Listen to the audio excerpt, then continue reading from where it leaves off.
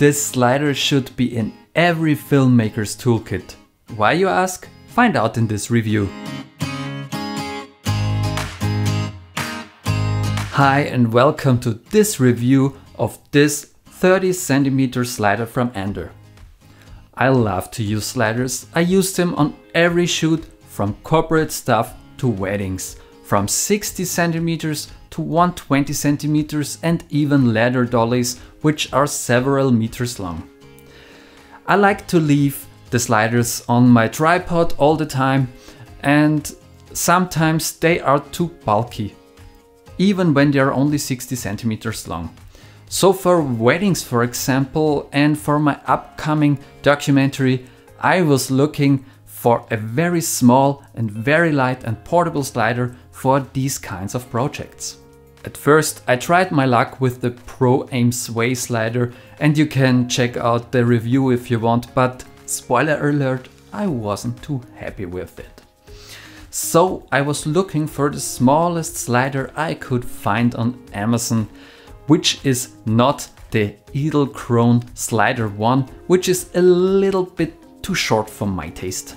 This Ender 30cm slider is 30cm long and costs between 30 and 35 bucks. It's very cheap, but cheap doesn't really mean bad. 30cm can be enough for most use cases.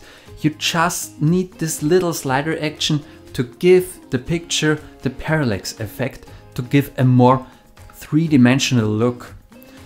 You can learn more about that in my video about cinematic movement.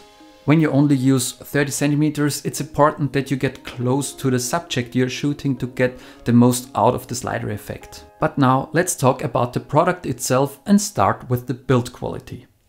I think this thing is very well built. It's all aluminum, there are rubber feet, and the wheels are plastic.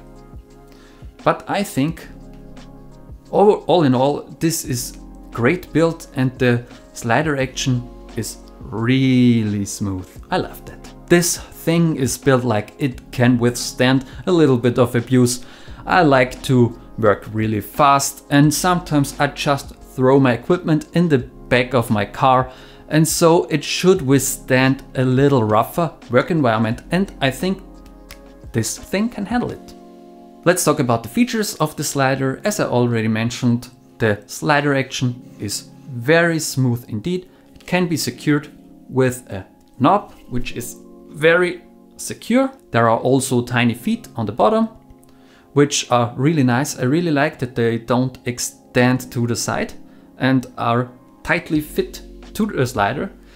It might be a problem for bigger cameras, but for cameras like the GH5, the feet are enough so you can put the slider on the ground or on a table and quickly put it on a tripod.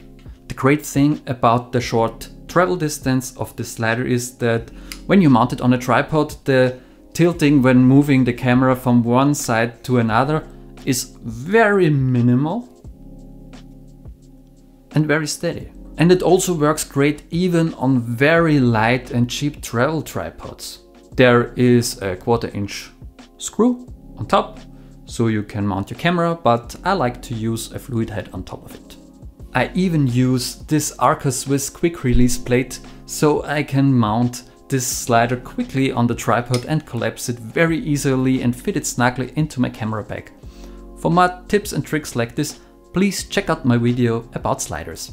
The slider came in a small bag and with a smartphone holder, but both these things are not really important to me, since I use a fluid head on the slider all the time and it won't fit into the bag, and the smartphone holder was rubbish. But that's not important. So what's my conclusion? This slider is a bargain. It's very well built, great slider action, simple, and very ridiculously cheap for what it can do. It will last for a long time and is definitely recommended.